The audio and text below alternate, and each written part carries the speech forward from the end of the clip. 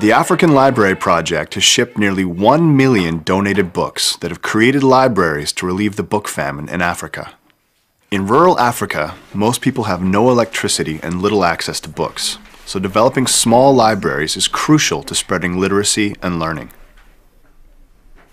So from the beginning, we knew that our mission wasn't just to ship donated books, but to turn those donated books into libraries for Africans who have so little access to information.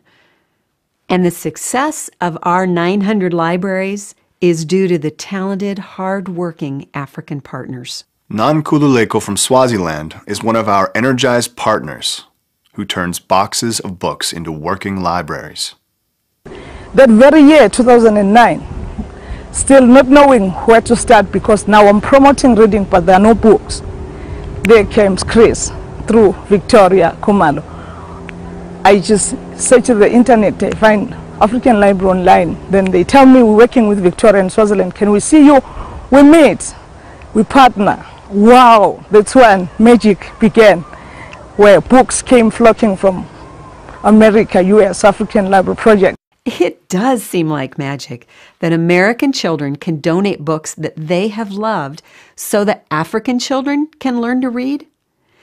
And to make it happen, it's essential for us to find and support our African partners. Every 2 years, we hold a summit meeting for all of the ALP's African partners. We share best practices, celebrate successes, and recommit for the future.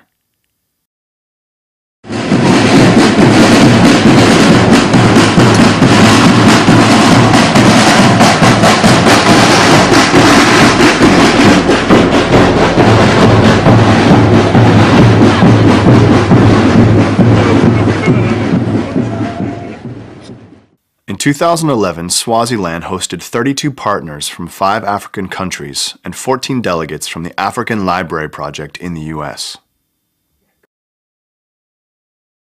It's a wonderful summit anyway, because it has increased my network of contacts, and it has created a venue for cross-fertilization of ideas with people from different backgrounds. And I'm going to expand my knowledge in various areas, in the areas of best library practices. Our partners from Lesotho, Ghana, Botswana, Swaziland, and Malawi taught each other through country displays, workshops, group meetings, and brainstorming sessions throughout the day and into the night. Putting together thoughts of different people to make sure that African Library Project is a success in Africa, but also it gives the people from Africa a sense of ownership. The summit also brought together government ministries with local nonprofits to strengthen their support of libraries. I have seen a lot of commitment. That comes to me as a challenge to work extra hard in the libraries that we're managing. I have also seen how people can manage with very little resources. So it exposes you to new innovative ways of doing things.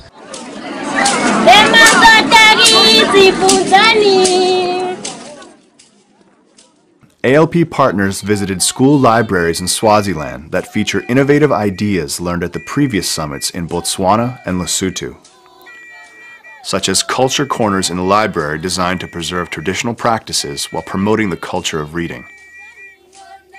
Innovative ideas such as building local support for the library by creating a PTA and involving the whole community. For reading, so we rather encourage in a manner of forcing the parents to get involved in their, like for the lower grades, to encourage them to read on a daily basis. Innovative ideas such as making the libraries attractive to learners by displaying books neatly, organizing books by reading level, and providing an inviting place to read. Time in and time out. The last day of the summit is devoted to training the local teacher librarians of the host country. In 2011, 90 teacher librarians joined us for 1 day of intensive training led by our African partners. What to do when you only have a small library of books in English? Nkululeko fields the question from one of the Swazi teacher librarians. Her answer? Rotate the books from classroom to classroom. I was overwhelmed by the number of teacher librarians. It's so unique. Also, copy something and replicate the same thing in Ghana. That's lovely. I wish the book drivers, all the book drivers were here so they can see how much they are contributing and changing lives of many people in Africa. So I think it was a very, very great summit. At the summit, our African partners are able to share ideas with each other about the cutting-edge, challenging work that they're doing. And then the best ideas spread like wildfire throughout all of our libraries. So that our libraries should be active, not a library as a name, but should be productive, so that the future generation or the future Africans can be able to read.